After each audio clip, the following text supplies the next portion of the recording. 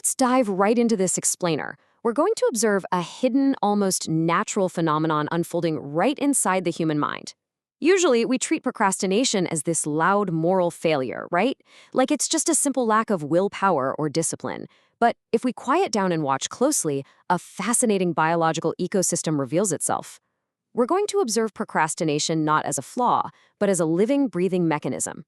We'll watch a self-reinforcing biological loop as it happens in real time, exploring the exact mechanics of why we delay and how the organism can gently alter the architecture of its own mind. Think of a half-built seawall along a coastline. There's a quiet awareness that something is incomplete.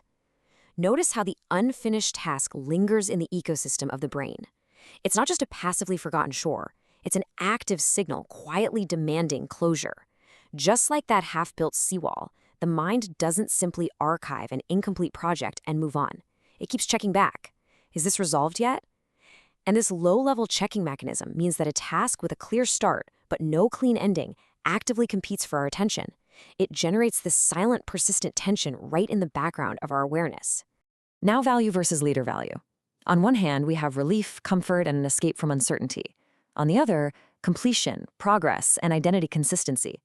At a first principles level, the brain is constantly weighing these two opposing forces. When a task feels too large or unpleasant, the now value of escaping that uncertainty suddenly outweighs the later value of finishing the job. What we're observing here isn't a failure to care. It's really just a value mismatch under emotional pressure. The brain is simply doing what it evolved to do, seeking the cheapest, safest route to immediate comfort. Let's look at the environmental triggers of the brain's smoke alarm: ambiguity, threats, cognitive load, low immediate reward, and emotional friction. When the mental environment presents these specific conditions, an overactive neurological protection system sounds the alarm, naturally seeking a cheaper, safer option. Think of this behavior like a highly sensitive smoke alarm. It doesn't just go off for a raging fire. It triggers for a wisp of steam or a piece of burnt toast. When a task presents ambiguity, heavy cognitive load, or emotional friction, the alarm blares. The brain perceives a threat and steers away from it to quiet the noise. The system isn't broken. It's actively trying to protect itself. Imagine carrying a keychain with too many keys. If one key is attached to an important door you're worried about opening, the weight feels different. Observe how the brain isn't just avoiding a physical action, it's actively steering away from the heavy emotional threat attached to our self-image. Sometimes the organism isn't avoiding the assignment itself, it's avoiding what the assignment means. If a blank document represents potential judgment, or maybe the discovery of a lacking skill, the emotional weight changes drastically. The brain isn't just asking, "Is this done?" It's asking the much more terrifying question, "What does this say about me?" Procrastination is a delay of entry when the path forward feels visually or mentally dark. Like an organism hesitating at the threshold of a completely unlit room, the mind simply cannot yet see a safe, low-cost path. Hesitation here isn't irrational. It's a deeply natural response to low visibility. The brain delays entry because it just doesn't know where the obstacles are. The issue is rarely a lack of value for the task. It's at the entry cost. The sheer uncertainty of that first step is simply too high to risk. The biological loop. 1. The task appears. 2. A prediction forms. 3. Avoidance happens. 4. The task remains unfinished. And 5. A return to the task. This single moment of hesitation is not an isolated event. It's the beginning of a self-reinforcing behavioral loop. Let's slow down time and watch this sequence unfold step by step. We'll observe exactly how the brain predicts relief, takes the escape route, and ironically, sets itself up for an even greater threat in the future.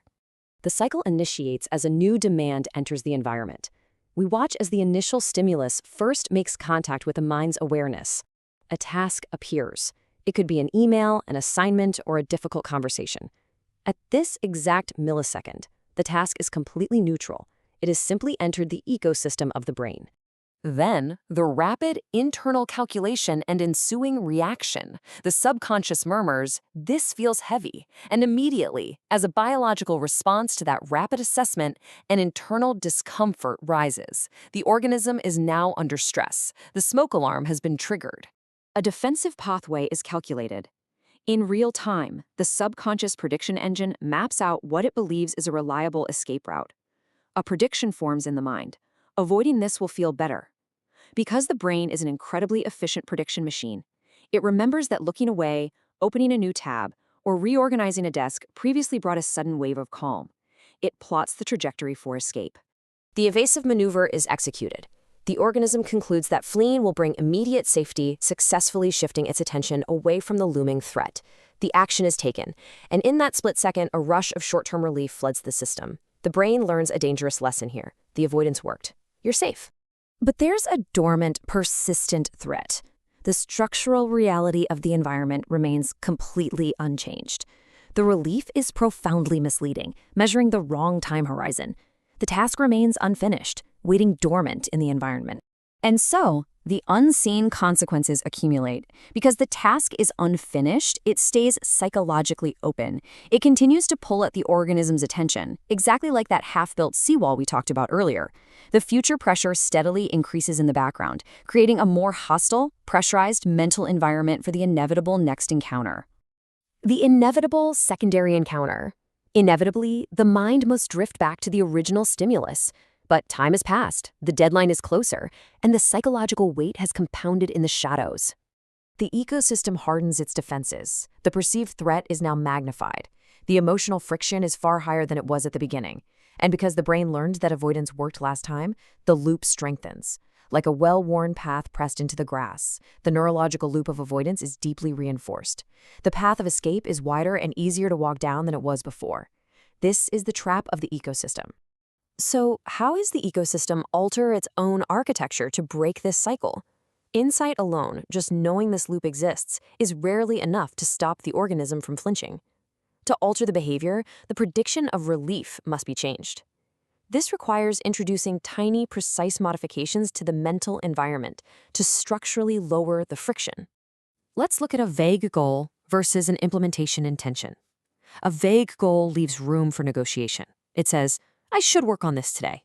But an implementation intention says, if it's 7:30 and I open my laptop, then I will write the first 2 sentences. This fundamentally reduces the decision load. The brain no longer has to improvise under stress or ask, what should I do now? The decision is pre-made, dropping the entry cost and making that first step incredibly legible. Shift the framing from I must produce a polished result to I am collecting raw material.